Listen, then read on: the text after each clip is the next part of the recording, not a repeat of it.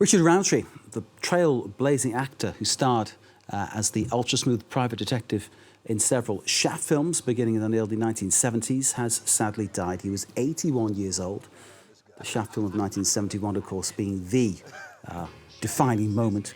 Roundtree's longtime manager, Patrick McMinn, said the actor had been diagnosed with pancreatic cancer and passed away at his home in Los Angeles. Well, let's get a sense of Richard Roundtree, the man, his movies and his legacy. We're joined by Mark Anthony Neal, Professor of African and African American Studies at Duke University. Mark Anthony, thank you so much for being with us.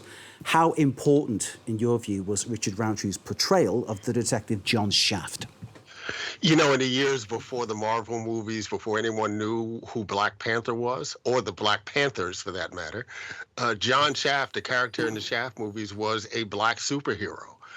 Someone who was larger than life, who kind of brought together the superhero image of a Malcom X and the Black Panthers politically, and also this kind of, bad man, that was willing to put white supremacy down and was a race man in the idea that he was supporting African Americans.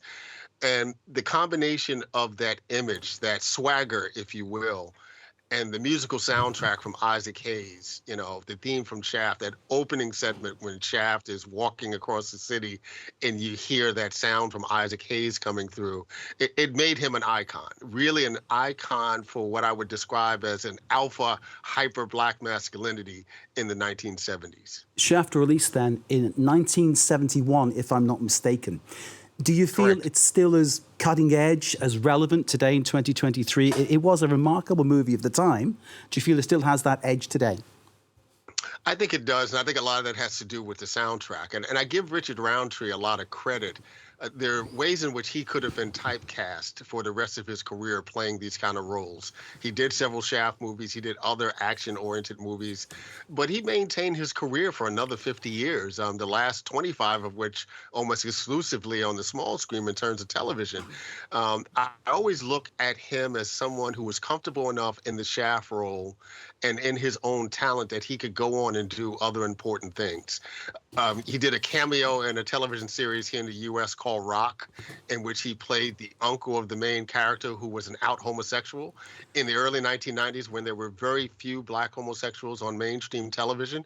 He was comfortable enough in who he was as Richard Roundtree to take on that role, as he was comfortable enough 30 years ago to acknowledge that he was a survivor of breast cancer at a time when many folks didn't know that men got breast cancer, and surely we didn't think of Black men as having breast cancer. So I think he was an important figure, not just for that singular role, but for the presence that he had as a kind of version of Black masculinity that was sustainable over a 50-year career. I recall trying to explain to my children watching a film called George of the Jungle, in which Richard Roundtree played one of the supporting characters, just who that guy was and just how important he was and how cool he was.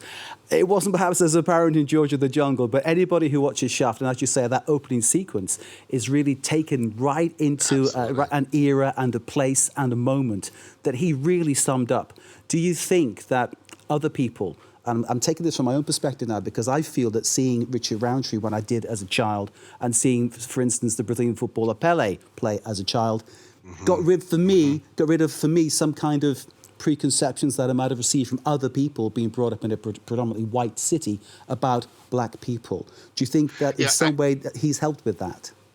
I think absolutely, for white Americans who were unfamiliar with seeing Black men who weren't kind of shuffling comic characters, and for international audiences, because this is a film, the soundtrack in the movie obviously becomes an international hit also.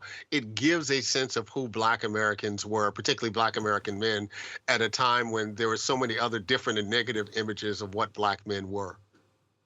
Mark Anthony Neal, we often talk about some of the bad things that go on in the United States, you and I. You've been on this channel a number of times, and your contribution is always welcome. Tell us what you think, maybe in the context of what I've just said. What will Richard Roundtree's legacy be? He was an image of a Black man who had style, who had swagger, who was cool, and he maintained that throughout his 50-year career. He aged so gracefully in the person who he was and the person that he was on the screen. You still saw that the hint of that swagger as an 80-year-old man, just the same way you saw it when he was a 30-year-old man playing John Shaft.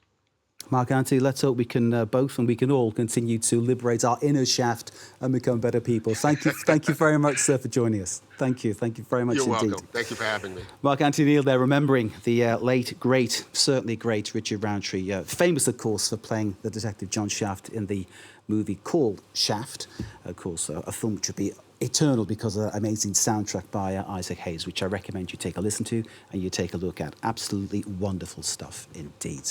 Thanks again to our guest, Mark Anthony Neal.